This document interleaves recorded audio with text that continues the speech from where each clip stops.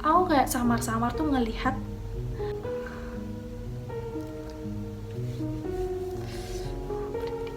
sekitar jam 2 aku mendengar suara orang nyapu atau lagi bersih-bersih kamar di sebelah kamar kosku. Padahal kamar itu kosong. Pas bunyi itu aku dengar, aku langsung lihat keluar jendela dan Halo.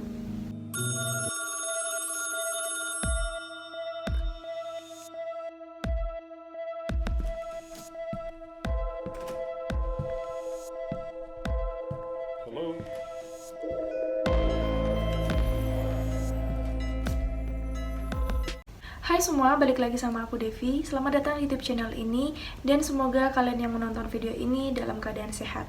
Berbeda dengan konten-konten sebelumnya, di video kali ini aku akan membahas tentang pengalaman-pengalaman pribadi aku yang horor selama aku menjadi anak kos. Sebenarnya ini adalah permintaan yang sudah lama dari teman-teman aku di Instagram, tapi aku baru berani menceritakan ini sekarang. Karena kadang masih merinding juga kalau diingat-ingat. Tahun 2016 adalah awal aku merantau ke Pulau Jawa. Dan aku ngekos di daerah belakang kampus. Dan letak kos aku tuh nggak persis di pinggir jalan. Jadi setelah jalan raya di belakang kampus itu ada jalan lagi kecil, baru kita bisa sampai di kos aku. Nah, kos aku ini lumayan tenang banget karena depan dan sampingnya adalah hutan-hutan kecil gitu, kayak itu tanah yang belum diapa-apain. Dan di belakang bangunan kos aku itu adalah bangunan sekolah. Ini adalah bangunan kos aku, dan depannya, dan ini di sampingnya. Ini adalah hutan, kayak tanah yang belum diapa-apain dan jadi hutan kecil gitu. Lalu di belakang bangunan kos aku ini, itu adalah sekolah. Jadi persis gini. Dan kos aku ini punya 2 lantai. Lantai pertama, lantai kedua, dan aku di lantai kedua. Beberapa bulan gak terjadi apa-apa di kos itu, aman-aman aja. Namun saat memasuki bulan puasa, yang mana itu berarti sudah 2017. Kenapa aku bilang bulan puasa? Karena yang aku inget tiap pagi dan sore itu ada sirine untuk pertanda sahur dan buka puasa. Aku inget banget di bulan puasa itu, di suatu malam, sekitar jam 2 pagi, aku belum tidur karena aku masih mengerjakan tugas. Aku dengar ada suara benda yang tergeser. Terus aku pikir, siapa nih anak kos yang nata-nata ruangan jam-jam segini? Emang ada? Terus mau gak mau pikiranku harus melayang ke gedung sekolah itu. Ya waktu itu aku gak parnoan sih orangnya, jadi aku ya udah deh, yang penting aku ngerjain tugas, aku fokus aja lah. Jadi aku gak terlalu menghiraukan suara itu. Itu sempat terjadi beberapa kali di hari-hari yang berbeda. Namun setelah itu udah gak ada lagi suara-suara kayak gitu. Aku emang udah gak denger lagi suara-suara yang dari si bangunan sekolah itu. Tapi di suatu malam juga, sekitar jam 2, aku mendengar suara orang nyapu atau lagi bersih-bersih kamar di sebelah kamar kosku. Padahal kamar itu kosong. Ada sih orang sempat mengisi kos itu, namun cuman sebentar karena dia bukan mahasiswa. Jadi dia cuman sekitar berapa bulan gitu, terus itu kosong. Dan ini aku nggak ngarang, ini bener-bener kosong. Aku mendengar ada yang nyapu. Kalian tahu nggak sih suara sapu kalau kena ke tembok itu kayak gimana? Ya kayak gitu.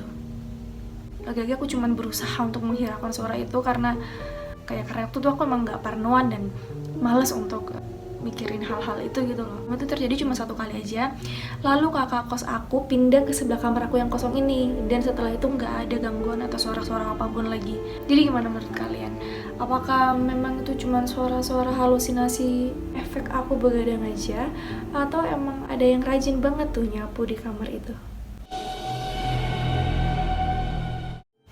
Gak sampai setahun aku di kos itu, aku memutuskan untuk pindah ke kontrakan bareng teman-teman aku. Bukan karena alasan ada gangguan bisnis ya, ini emang karena aku pengen pindah aja.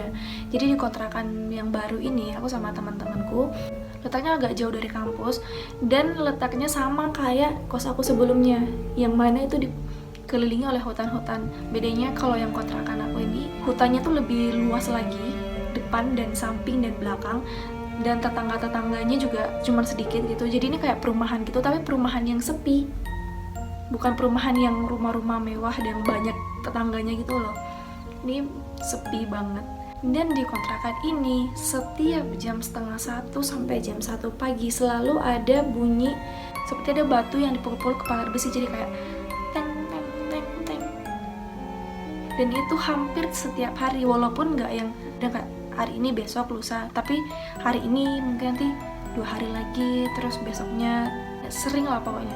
Aku pikir cuma aku yang denger, ternyata teman-teman aku juga denger. Suatu hari saat malam itu aku memutuskan untuk mengintip dari jendela karena kamar aku di depan dan pemandangannya langsung ke depan, ke halaman gitu. Kali aja ada yang iseng-iseng kan mukul-mukul itu tiap malam. Dan juga pagar kontrakan kita itu pagar besi gitu. Pas bunyi itu aku dengar, aku langsung lihat keluar jendela dan gak ada apa-apa, kosong, gak ada orang. Aku lihat sekeliling kayak, tapi gak ada apa-apa. Nah, ini aku juga nggak tahu sebenarnya ini apakah warga yang lagi ngeronda, terus mereka bukannya pukul-pukul balok tapi malah pukul-pukul pagar pakai batu. Aku juga nggak tahu. Gimana menurut kalian? Apakah itu warga yang bunyiin atau emang suara dari yang tak terlihat? Nah, singkat cerita aku memutuskan untuk ngekos lagi setelah beberapa bulan, hampir setahun atau mungkin ada setahun aku di kontrakan itu. Tapi karena fakultasku pindah lokasi, jadi aku juga harus ikut pindah cari kos yang dekat dari fakultasku. Singkat cerita aku nemu kos-kosan dekat dengan fakultas aku dan suasananya tuh enak karena kos-kosan ini juga kayak semi private gitu. Jadi aman. Namun di kos ini aku punya lebih dari satu cerita yang cukup bikin aku merinding. Kita dengerin aja ya. Suatu hari aku diajakin sama teman-teman aku yang dikontrakan sebelumnya untuk nginep sama mereka di kontrakan itu. Tapi aku nolak karena besoknya aku ada kelas pagi. Malamnya aku tidur dan aku kebangun jam 3 pagi. Aku emang sering kebangun gitu kalau lagi kebelet apa lagi haus. Tapi pada saat aku mau buka mata tuh rasanya berat banget. Padahal badan aku ini bisa digerakin. Jadi aku bisa memastikan itu bukan ketindihan atau rep-rep. Bukan. Cuman mata aku aja yang kayak susah banget buat dibuka gitu. Terus aku paksa. Dan saat sudah terbuka sedikit gini, begitu, aku kayak samar-samar tuh ngelihat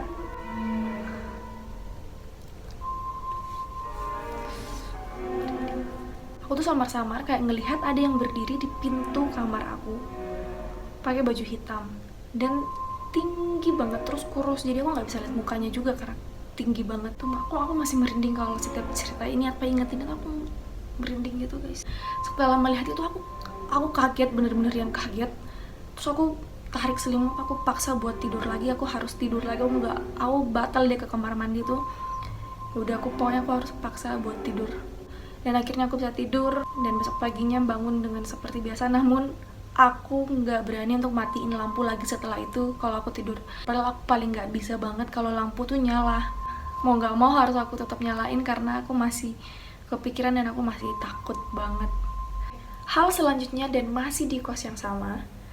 Ini bisa dibilang masuk akal dan nggak masuk akal juga, tergantung kalian dapat jawabannya atau enggak. Malam hari aku lagi di depan laptop lagi ngerjain tugas. Lalu aku mau ke kamar mandi, dan saat aku mau ke kamar mandi, aku ngeliat pintu lemari aku kebuka, jadi aku tutup. Jadi lemari aku tuh kalau ditutup ada bunyi klek gitu, pertanda itu udah terkait gitu. Dan lemari aku ini nggak ada kuncinya, jadi cuma didorong aja sampai bunyi itu udah kencang gitu. Setelah aku tutup, aku tinggal kamar mandi. Dan setelah aku dari kamar mandi, aku langsung ke laptop lagi untuk lanjut kerjain tugas. Saat aku lagi asik-asik kerjain tugas, aku ngeliat ke arah lemari dan kok kebuka sih pintunya. Padahal itu nggak bisa kebuka yang apa sih, kalau lemari-lemari biasa yang biasa kebuka sendiri tuh nggak bakal kayak gitu kalau udah kita tutup gitu loh. Ya udah tinggal nugas lagi, habis itu aku tidur. Dan besok paginya saat aku bangun, aku kaget banget ngelihat kipas angin aku yang udah ada di ujung meja. Ini meja aku, ini tembok ya. Ini meja, ini tembok. Terus ini ujung meja dan udah los aja gitu di sini. Kipas angin aku tuh selalu aku taruh di bagian sini, di bagian dalam. Dan entah kenapa, entah gimana caranya, pas aku bangun pagi-pagi tuh kipas anginku udah di ujung sini. Udah yang hampir kehilangan keseimbangan gitu loh. Mungkin kalau aku telat bangun sedetik aja tuh udah jatuh dan rusak kipas anginnya. Kalau kata teman aku sih mungkin itu karena getaran dari kipas angin. Jadi sepanjang malam dia getar terus dari ujung sampai ke ujung getar gitu loh. Tapi selama aku punya kipas angin itu, dia getar pun juga paling getar di tempat dan muter kayak cuman misalnya hadap sana nih, terus habis itu dia besok pagi hadap sini tuh udah biasa. Cuman ini dari sini ke sini jauh banget. Meja aku tuh panjang. Mungkin segala sesuatunya tuh ada alasannya untuk terjadi, aku juga nggak tahu. Yang lemari sama yang kipas angin ini aku sebut konspirasi. Coba kalau kalian punya jawabannya, kalian tulis di kolom komen gimana menurut kalian, apa pendapat kalian tentang hal ini. Masih di kos yang sama, sekitar bulan April tahun 2020, yang mana saat itu sedang memasuki masa-masa pandemi, dan teman-teman kos aku tuh semua pada pulang. Jadi yang tersisa di kos aku tuh cuman 2 penghuni, 1 orang di lantai 1 dan 1 orang di lantai 2, yaitu aku yang di lantai 2. Suatu hari sekitar jam 7 malam aku baru sampai kos. Saat aku mau buka pintu kamar, mamaku tuh telepon. Ya udah aku angkat telepon dan aku belum jadi masuk kamar. Aku duduk di teras di dekat kamar itu. Dan di dekat tangga lantai 2 aku tuh ada jendela besar. Jadi panjang gitu. Bener-bener sepanjang kayak temboknya gitu lah. Saat aku lagi ngobrol-ngobrol sama mamaku, tiba-tiba aku ngeliat ada yang lewat di jendela. Entah itu kain putih atau apa, pokoknya sekelebatan warna putih lewat. Aku langsung spontan bilang, "Mah, ada yang lewat mah di jendela warna putih." Aku nggak tahu itu kain atau apa. Terus mama aku bilang, "Ya paling kendaraan." Aku bilang, "Mah, ini aku di lantai 2 loh, mah di depan kamar." Terus mama aku cuman, "Ya udah kamu masuk kamar aja sekarang. Semoga nggak terjadi apa-apa." Jadi aku buru-buru masuk kamar, aku kunci dan udah aku stay di kamar aja, aku nggak berani keluar. Jadi apakah yang aku lihat di jendela tadi, apakah itu kendaraan terbang atau burung atau something? Oke, next, dan ini adalah yang terakhir. Ini salah satu yang bikin aku selalu merinding kalau aku ingat, dan aku coba mau ceritain ke teman-teman atau ke siapa tuh aku selalu merinding. Ya udah, kita merinding bareng aja ya. Jadi suatu hari aku lagi keluar makan sama pacar aku, dan saat itu dia jam 9 malam, dan aku berniat untuk menghubungi ibu yang jaga di kos aku, karena kos aku tuh ditutup jam 10, tapi karena selama pandemi jadi gerbang tuh ditutupnya lebih awal. Pas aku mau ngechat ibu yang jaga kos itu buat bilang kalau aku bakal pulang sekarang, ternyata beliau udah chat aku duluan, dan isinya tuh seperti ini. Pas aku bacanya tuh aku kaget, kayak aku langsung nunjukin itu ke pacar aku dan kita cuma lihat-lihatan gitu loh. Yaudah, singkat cerita, aku dianterin pulang. Pas aku mau naik tangga, ibu yang jaga kos tuh ada di ruang TV lagi nonton. Terus aku bilang gini nih sambil untuk menenangkan diri aku kan, "Bu, kayaknya tadi ibu salah lihat deh. Mungkin pas aku turun, ibu ingetnya aku naik gitu. Pas aku pamit mau keluar kan. Atau mungkin tuh cici yang di lantai 1 naik buat ngambil jemuran." Terus ibu bilang kayak gini, "Tapi setelah naik nggak turun-turun lagi. Jadi ibu pikir kamu udah masuk ke kamar." Dan aku cuman diam, aku nggak tahu mau jawab apa lagi. Aku buru-buru cepet-cepet naik, dan langsung atmosfernya tuh langsung aneh. Ya apa karena lagi diomongin atau gimana tuh aku nggak tahu. Pokoknya pas aku udah naik kamar di lantai 2 tuh jadi nggak enak banget atmosfernya, tuh suasananya udah kayak yang ngeri aja. Terus aku langsung cepet-cepet masuk ke kamar dan aku tutup. Itu, aduh, itu ngeri banget sih. Padahal itu di kos tuh cuma ada 2 orang. Aku juga mikir, masa ada yang naik terus nggak turun lagi? Kalaupun ada yang naik, itu pasti cici yang di lantai 1 dan harus turun juga karena kan kamarnya dia di bawah.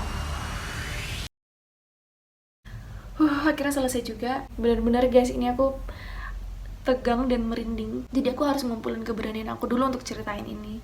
Sekian dulu video kali ini. Kalau kalian suka, jangan lupa di like dan jangan lupa juga di subscribe biar YouTube channel ini semakin berkembang. Thank you.